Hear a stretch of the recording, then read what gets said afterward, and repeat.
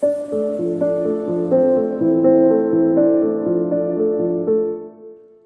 to the Wild Enthusiasm for Living podcast. I am your host, Dr. Melissa Mann.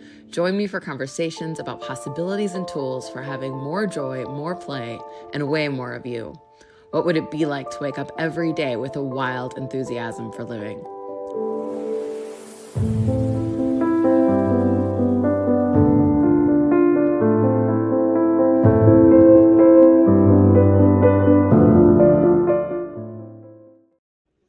Hello and welcome to the Wild Enthusiasm for Living podcast. I'm your host, Dr. Melissa Mann, and I am here today with my amazing friend, Chanla Frederickson. And Chanla is the owner and creator of Chanla Chau Cosmetics. And I am so excited to be having this conversation with you today, Chanla. How are you? I'm great. Thank you so much for having me. I am so looking forward to this. Yay, me too. I'm so excited. And my voice is a little not perfect today. I've had a little bit of a cold this week. So I apologize for that in advance. And as we get started, I have so many questions for you. So I'm so excited for this conversation. So Chanla, you created your own cosmetic line and brand, and it's all natural and all the things. Can you just talk a little bit about what your brand is? And I'd love to hear the backstory on how it got created. Yes, absolutely. So we are an award-winning plant-based clean vegan skincare line. We make everything by hand in small batches in my office in Sycamore, and we ship nationwide. The time you get your packages on your doorstep, they're just days old. They're as fresh as they can get. So sometimes there's a bit of a wait, but everything is fresh. It's truly clean. Those are some of the awards that we've won from European publications. I'm saying that we're a truly clean beauty brand, which is harder to find than you think it is. There's a lot of greenwashing out there. Um, and so, yeah, we have a full range of skincare from cleanser, toner, moisturizer, serum, a night treatment, and we're coming out with an eye cream in December, which I'm super excited about. So it's been so much fun. I've been formulating for 12 years. Wow.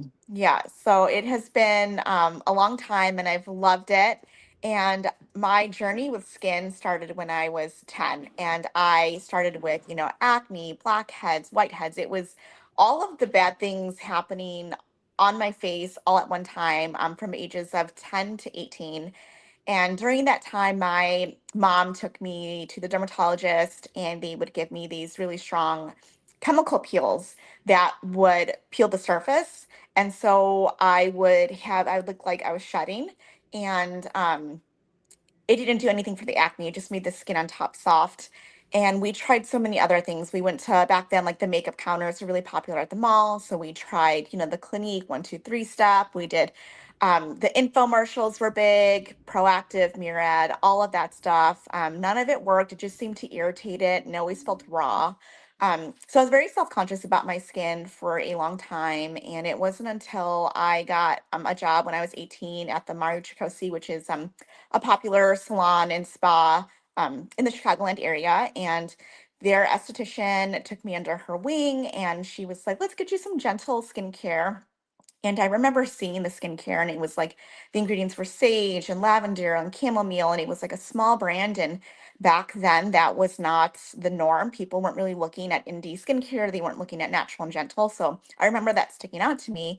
She gave me a few facials, and my skin transformed with a matter of just like 3 months. And so I fell in love with skincare, and I was very passionate about it. And at that point, I was a receptionist. And come October, they had this contest, and they said, for every pumpkin mask you sell, you'll get $1. And at that time, I was thought that was so much money. So I was like, oh gosh, yay, that's wonderful.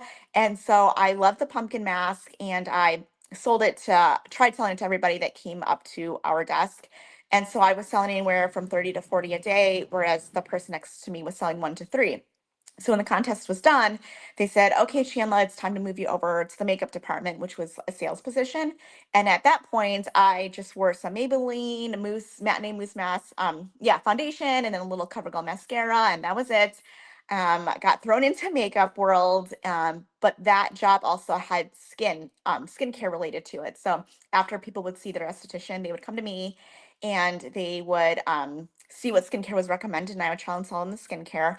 And my favorite part of that makeup artist job was the skincare part. And so I ended up going to aesthetic school after that and got my aesthetics license and had a blast doing it. It was a bunch of, I think there was like 12 of us in our class. We had the best time and worked a bit. I worked at a salon where I got to do facials and touch skin. And then I worked at an eyebrow bar where I met a lot of my, even now, my customers. So that was over, gosh, that was probably 17 years ago. I was doing eyebrows, and I remember people would come and see me for their eyebrows, and I was in Ulta. So I was in the Benefit Brow Bar, and I was supposed to sell just Benefit products in my little cubicle, my little circle. And my clients, I wanted to take care of them. So if they were looking for a product and I thought a different brand would be better for them, I would sell them that brand instead of pushing the products I was supposed to sell. So I wasn't the best employee. But then I gained their trust. And then they just trust me, and I was doing their eyebrows, seeing them pretty often or, pretty regularly. And then I ended up quitting the job to stay home with my kids and retain some of those people. I was doing like $10 eyebrows out of my tiny kitchen at my old house. And then I got a little bored at like 6 months. I feel like, as a stay-at-home mom, I was giving like everything to my family, and there like wasn't much left for me. And I just felt like I was already losing myself at just 6 months into it.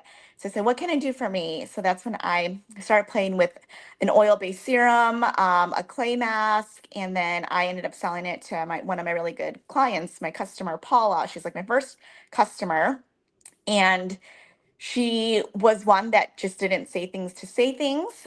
She was a straight shooter, and she's like, I love this product. What else do you have? And all it took, Melissa, was that little bit of, hope, like, oh my gosh, Paula likes this. So that means I must be onto something. So that's when I really got into it. I would research on my iPad till like 2, 3 o'clock in the morning. And I just became obsessed with skincare and formulating. And then it was 10 years ago, I ended up taking a class in California by a mentor. She was a makeup artist, and she was a global renowned educator. She's a makeup artist and skincare. And so she said, Chandla, you should come to Mexico with me next week. I'm doing like a beauty boot camp. And I said, okay, like, thinking, okay, we cannot afford for me to go to Mexico. So I called my husband. He could tell I was feeling so inspired. And he said, well, you better come home and get your passport. And so it was that I went to Chicago, same day, got the passport, and then was on a flight to Mexico. And I lived there for a whole month and got to learn and study and took what I learned and put it into my skincare. And since then, I've just been showing up slowly in the beginning because it was more of like a coffee money, just like for hobby, for fun. Showing up still, loving it. And then over the years, it's just grown. And it has, like, now I'm shipping nationwide. We've been recently featured in the Emmys. And Amazing. thank you, and Miss USA, which happened like so quickly. So it has been so much fun to see how much growth there's been and what is to come, which I'm really excited about. And so that's, yeah, how it all started. And I love it. I love what I do. Not the admin work, like the taxes and accounting. Like, okay, that's not for me. But all the other stuff, the creative stuff, I love to do. What's so beautiful about your story is even as you talk about it, there's so much enthusiasm, and it's so clear that you absolutely love what you do and what you've created. And it's really inspiring, I imagine, to myself, to a lot of women who just have a dream, and it Mhm. feels like, oh, I'd love to have this, but I don't know where to start, or I don't know how to move into that space. And I love that you were like, all right, I'm going to figure this out. And it was research in the middle of the night until you could learn how to do it, and you just went for it. Was there ever a time that you doubted yourself? So many times. There were so many times I wanted to quit and go get what I could call a real job. It's something that would have steady income because, again, it was that little coffee money here and there. And it was just those times where I would feel like, it's not gaining traction or I'm not getting enough sales. So there are plenty of times I wanted to quit and go find a part-time job or, a full-time job. And my husband was the one who was like, he had to remind me that, like he said, every time you talk about it, you light up. You talk about your customers, you light up. And he would say, just keep doing what you're doing. Because I loved being a stay-at-home mom. That was like my favorite thing. We loved going to the pumpkin patches, doing crafts. I was all about that. And so he knew that if I did get a job, I would miss that. And so he said, just keep doing what you're doing. You're going to blow up and get big. And I remember him saying, you're going to make more money than me. I never believed him. And now I'm making more money than him. So it's just been crazy. But many times, even, the last, maybe like 2, 3 years ago, I was like, I don't know if this is the right thing. But now I'm like, I love it. And we're set on a good path. We're good to go. Now you're like being worldwide recognized. So, I Yeah. mean, it's Yeah. incredible. So, what Thank advice do you you. have for a new entrepreneur or, somebody starting out who's like, I don't know if this is, should I just get a real job? That kind of thing. Like, what advice do you have for somebody, a younger version of you who is just starting out? Yeah, I think that's a great question. So, if I was giving advice to somebody, I would say just start, put it out there. It doesn't have to be perfect. You can tweak it along the way. So, I would start with something and then grow from there. So, I would put all my focus onto one product or one service, sell that, pitch that, do that well, make any tweaks that we need to make. And then as time goes on, add another service, build trust with your clients or your customers. And so that once you come out with your next product or service, they trust you and they know, okay, well, there's another product coming out. I love this one. I trust this person. And they would be open to trying, just support you in general. But I think just starting and putting that perfection that a lot of people hang on to, or the fear of failure, which we all, failing is how we learn. And I think it's okay to fail and it's okay to learn lessons. Another thing I would say is, don't try to do everything. I did that in the beginning. I tried doing everything, thinking it would be better if I had more options. And I was just spreading myself too thin and was actually wasting money or losing money because I was trying to focus on all the things instead of just a few core products. That's really great advice for anybody starting out in any industry, actually, because there's a lot of different ways you can sort of look at that and getting really known for something and then building on it. One of the things you said that you also mentioned kind of in your story was this idea of building trust with people. And it sounds like even back when you were just starting out at the makeup counter, you were always building trust with people because you were willing to go against maybe corporate policy and instead you gave people what they actually needed Mhm. or what you knew would create a change for people, for their skin, for their self-confidence, all of those things. So I guess can you speak more to that? Can you speak more about like building trust and Mhm. how do you build trust with your customer base? How do you build trust with people in general? Yeah, I think just being honest with them goes a long way. They appreciate that. Just knowing that I'm not in it for just to take their money. I'm in it because I want their skin to look beautiful or for them to feel better. I think if there is a product or service, say somebody has very, very sensitive skin, and I just launched my pumpkin stuff, and somebody would send me a DM on Instagram, hey, I've got very sensitive skin, I've got rosacea, psoriasis, all these things. Would you recommend this product? I would flat out say no, because that's on me, that's on my brand, and just me as a person, I would feel guilty, recommending that to somebody and then them having a reaction or them not liking it or, whatever. So I think just right off the bat, just letting them know, just put it out there. So say if I have a service and I think it wouldn't do well for them, or if I didn't think I was a good fit. So when I was a makeup artist, if somebody wanted full glam makeup for their bridal, I would say, I'm sorry, I'm not a good fit. I would love to recommend someone to you that would be a better fit and they'd be happier. And then people like that remember that. And then if their sister might get married and more natural, and they might remember that I had recommended, not using me specifically for that look, but for a different look would be good. So I think that goes a long way, just being open and honest with people. Yeah, I mean, there's a lot about integrity there, about really staying within your own integrity and making sure that you're not just trying to sell to get sales, Hmm. that you ultimately care about your customer. You really care about the women that are showing up in your world. And it matters that, somebody's going to take an authentic answer or response and hold that dear, and be willing then to send other people to you in the future, or be curious about other products that you might have, Mhm. because I think that finding people in any industry, but particularly in a industry where you're selling a product, it's so important that people trust you, that they actually feel like you're being your authentic self and you really care about them, as opposed to just trying to be like, yeah, of course it'll work for you. It works for Mhm. everybody, and not actually Mhm. being genuine with Mhm. like, what do they actually need?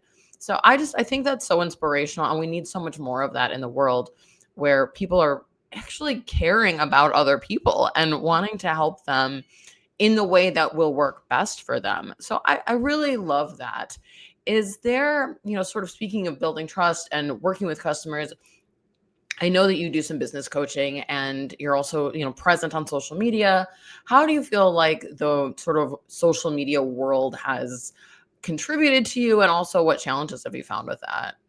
Yeah, I think social media has been huge for my growth over the years. That's most of my customers come from specifically Instagram. Um, but then my email list is huge, huge, huge for me too. I think that for me is my biggest driver. But social media, I think, has been amazing because people have shared it. If they like the product, they end up sharing.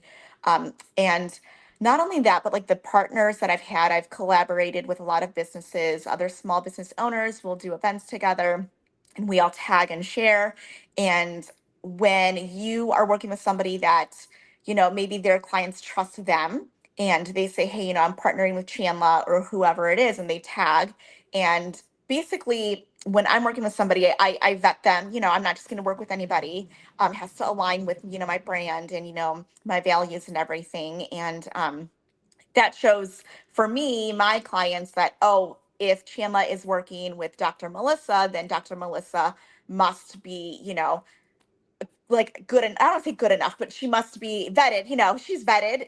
I trust Chandla's opinion because I've built that, and so I will look into. So if I give a suggestion, I mean it, and if I'm working with somebody publicly, that means even more.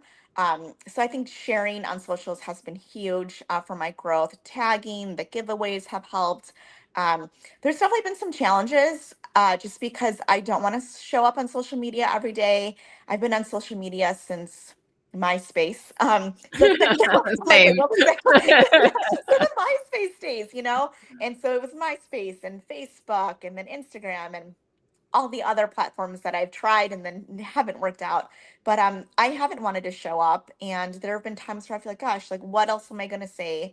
What content can I come up with? So it can be overwhelming. And then I would feel myself freezing and not posting for maybe a month or even 2 months because and then I was busy with life. So I think that was a big challenge for me. And now I feel like I have so many things going on all the time that I have content in my head that I can just put out there. I have my drafts folder. So I have a system down now, but it took me like a very long time, probably within the last 2 to 3 years, I've gotten, okay, I can just put stuff out there. But before that, it was hard for me to show up when I didn't want to. And now I can just hit, and it'll still be for me. I feel like a lot of my posts are in the moment. Some of them are scheduled, like my launches, but a lot of them are like, if it's 10 a.m. and I'm feeling like a post, I will put it out at 10 a.m. It's not like all scheduled. It's like, yeah, for a launch or an event, I will schedule those. But for everything else, it's coming from me.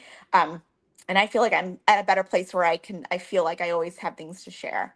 But those have been some big challenges. Yeah, absolutely. And I think a lot of people who own businesses or are trying to grow a social media following can relate to that. Of, you don't always feel like showing up, and sometimes it does feel like a lot of like sort of dragging yourself to do it, Yeah. And so it's awesome to hear that, like, over time you found a way to kind of make it work better in your own life and post when it feels aligned for you. So Mhm. that's fantastic. And through all of this, you're still balancing being a mom. And I know that a lot of women that I've talked to are like, oh, I'll start my business when my kids are grown, or I just don't have time for that. So, like, how, I mean, as a fellow entrepreneur who has, kids, still school aged kids, how do you manage that? And what advice do you have for moms out there who don't want to wait until their kids are in college to start their business? Yes. I think, like I was saying earlier, just start. It doesn't have to be perfect. You can start small and simple. And as they get older, scale and put more time into it. So that's exactly what I did. So my kids were younger when I started it. They're now 13 and 15, and it's been so much fun, Melissa, because they have known this basically their whole lives, have seen me working, and then they've come involved. And my clients and customers love that they are involved. They'll see, they know that my kids are like, I don't share everything on social media, but they know my son's on the football team and they do these mountain bike races, and they just ran, 20 miles, this crazy race in the UP. And I can bring my kids and my family into my business. And I think my right clients and customers know that she's a mom, so that is her priority. And most of my customers, I don't know, I think I've been very, very blessed that I feel like I've attracted the right people and have never pissed anybody off saying, like, it's taking too long. I think people are understanding, and if they're not, then they're not right for you. So I think Yeah. it's definitely hard to balance. Sometimes I, have more time. I'm working a lot more than I'd like to be. But it's in seasons. And I have found that routine is very important. Like my morning routine is very important, kind of grounds me, and it helps me as a, just a wife, a business owner, a mom, just to kind of like take a deep breath and like, I literally go grounding, and it helps me. Um, just to kind of, okay, everything's going to be okay. Cause I feel like we wake up, there's a to-do list a mile long, and it can be overwhelming thinking, how are we going to do this? I got to get the kids to school, but it's doable. And I think at the end of the day, it's not that serious. Like if I feel like something's like the world's not going to end if I don't get, to an email or to my website or to ship an order or to make a product. And so I've learned to give myself grace with basically everything in my life. So I I'm just not an anxious person when it comes to that, because I've learned it's just not worth getting stressed out. So giving myself grace has been huge in all areas of my life, I and that has been big. Yeah, wow. I love that. I love that concept of just giving yourself grace and it's not that serious. I think that a lot of people it's a business, it's a big deal and I have to be perfect and I have to be on all the time and then it just becomes exhausting and people get burnt Yeah. out. So I love your attitude of like I'm not going to let myself get stressed about this. And you talked about grounding and I know what you mean, but can you explain it to people who don't? Yeah. So grounding is the act of putting. You can tell me if this is wrong. This is how I feel. No, and everybody Putting. has their own Yeah. like interpretation of that too. Yeah, so I love going barefoot into my grass, physically touching the earth. And while I'm doing that, I can just feel, even when it's cold out. So this morning, like it's cold. The grass is wet in the morning now. It's cold, but I can just feel my body, for me, like just I don't it's like magic for me. I can just feel like negativity leaving and just calm. And I just can collect my thoughts, and it's just a time for me to just putz around in my garden sometimes. So I'll do a little bit of time, a little bit of meditating, and then I will go around and cut my dahlias or my roses, or just smell around or see what's grown. And I try to do that in the summer. I'm very intentional, because we don't get that in the Midwest the entire year. So I will spend a lot. I mean, my kids are older, so I can spend like, 30 minutes to an hour doing that in the morning. That's part of my morning routine in the spring and summer. Um, and so I love it. It just it literally grounds me. And Yeah, yeah. I mean, starts, that's amazing, and that's the point, is I yeah, mean, there's tons of research. I mean, you can look up books on earthing if people are more interested in things like that, but really true research on how much our body needs to connect to the earth in order to feel stable. That's where the word grounded comes from, as like yeah, really connect. I'd have to I used to like know all the terminology around the negative and positive ions and all the yeah, things. yeah, yeah.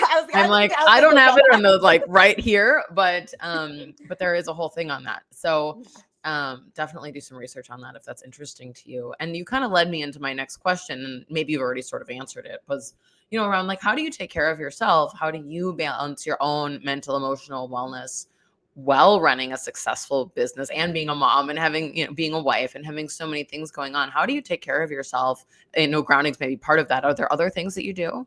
Yeah, definitely. So it is a lot. My kids are in sports throughout all 12 months of the year. So it's a busy schedule, running the business, being a wife. So for me, it's finding every little daily things that do bring me joy. And it can be something as little as like the mugs. So I like to collect mugs. I have more mugs than I have wine glasses or anything or plates.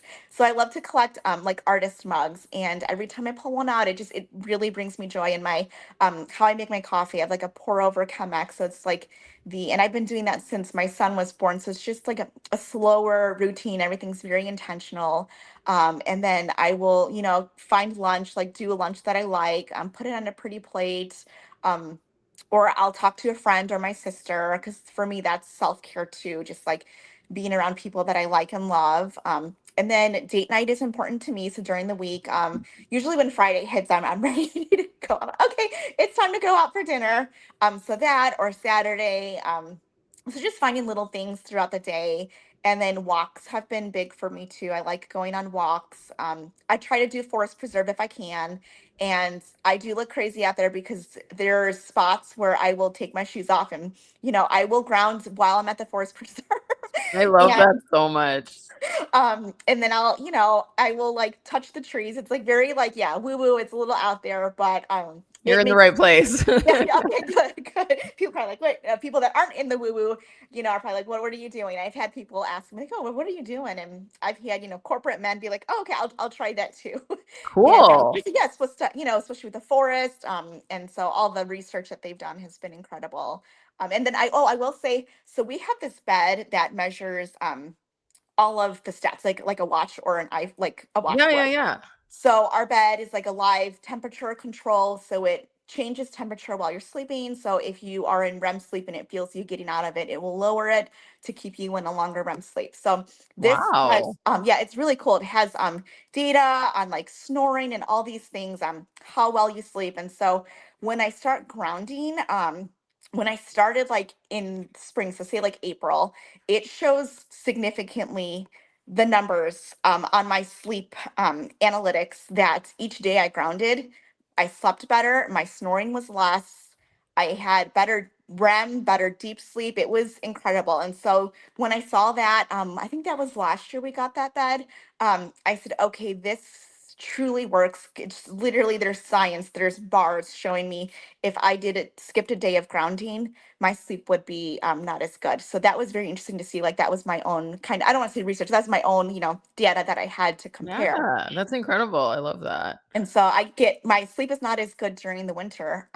So yeah, very, very interesting. Yeah, well, it sounds like there's a lot of things that you do to really take care of yourself and to take care of the people in your life. Like it's also very clear in listening to you that you aren't like just like, all right, I'm gonna go do this over here, and everybody else is sort of left to fend for themselves. I love Mhm. that you sort of, still make an intentional date night and that you nurture your relationship with your husband and that you find things to do with your kids and they get to see you being a successful entrepreneur, and I imagine that's incredibly inspiring to them too, and whether they acknowledge it quite yet or whether it's something they'll look back on, you're showing an example of what is possible and the reality of following your dreams. I think so many kids don't know that it's possible, to Mhm. have the life that they'd really like to have. And obviously that's something I talk a lot about is how do you create the life that you absolutely love? And you're such a shining example of that. And we're just about out of time. My last question for you is what does beauty mean to you? This is, your industry. So what is beauty for you? So I had this email from this customer. So you asked this question, it totally brought me back to this email that somebody had sent me. And this was a long time ago and it made such an impact on me. So she was using my skincare and she was a beautiful woman and she just didn't feel that way. But she sent in this email for the first time in my life, she's in her 70s. She's like, I feel beautiful. Oh, And it was heartbreaking to hear that that was the first time in her life being in her 70s that she felt that way. Um, but to me, beauty is a feeling. It's not necessarily aesthetics, it's how you feel. And beauty can come in so many different ways. So I think that's a hard question to answer, but beauty, it can be nature, it can be, for me, it's like more on the inside, and that's how I feel it. It's just more of a feeling and feeling like loved, almost like feeling like loved. that's amazing. I love that. That's a beautiful example of, where your products and what you stand for is about self-confidence and helping women to feel beautiful, to feel confident, and to feel that love that it sounds like you put into every product that you create. Thank you. So that's amazing. Is there anything else before we finish up here that I didn't ask you that you think is important, or any final nugget you want to leave anybody with? No, I think we covered a lot in 30 minutes. Amazing. Well, I thank love you all the so much. questions. Of course. Thank you so much for being on. It's such a gift. And if people are looking for you, where can they find you? So I'm primarily on Instagram, at Chanla Chau Cosmetics, and I'm also on Facebook, or you can find me on my website or my email. I would love to connect. Anybody who shoots me a DM, messenger, email, I reply to everybody. So I'm there. Amazing. Thank you so much for being on. And I appreciate all of you for listening. And see you next time on The Wild Enthusiasm for Living. Thank you.